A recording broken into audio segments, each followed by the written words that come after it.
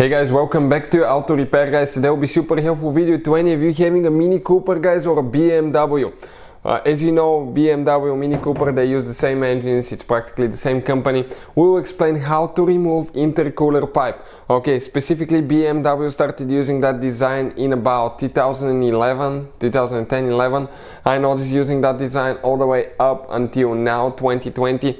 And Mini Coopers use it as well in some of their vehicles, not all. But if you have the pipe actually guys, okay, the intercooler pipe, the one that's with the spring, and you don't know how to remove it from the intercooler side, stay with us and we'll explain that today, how you safely remove it. Otherwise you can cause damage, and there is one thing that you should not forget to do, otherwise you can destroy your engine. So let me explain about that as we go guys. But before we start, let me tell you something. If you need to buy any parts or tools for your BMW, Mini Cooper, anything like that, check out the link in the description of the video below and you can see where we get all our tools and parts from for a really good price and quick shipping as well.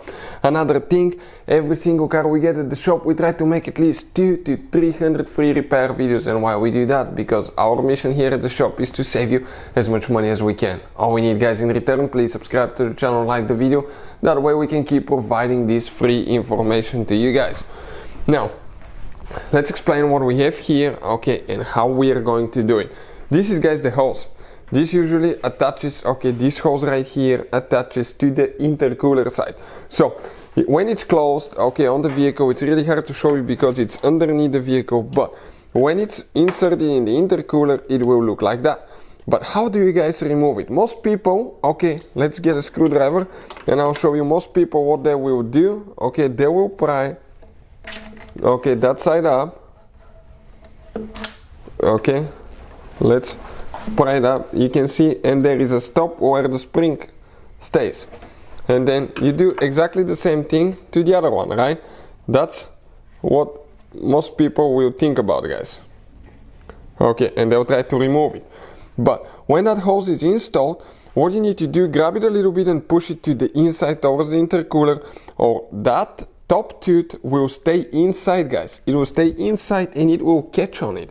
And you will not be able to remove it and you can damage the intercooler. So what we usually do, we close it guys, okay, push the pipe a little bit towards the intercooler, then open it on this side, okay, and go back, okay, until that spring, okay, comes out of here. It's easy to install after that. I just lift it like that until it comes out of the canal. When it comes out, okay, you do your side ones, nothing is holding at that point. But when you remove it, always inspect to make sure that this ring seal is there, because sometimes you'll get loose, and if it falls in the intake pipe, it can get sucked in the engine and it can destroy your engine. So always make sure that this ring is nicely fitted there, otherwise it can come loose. Another thing guys, if you have BMW, Mini, anything like that, check this channel out, Electrical Car Repair Live. You can find quite helpful information. We'll share electrical problems, engine codes, diagnostics, how to fix engine light, airbag light, all that stuff. So hopefully the video will be helpful. Thank you for watching and see you guys next time.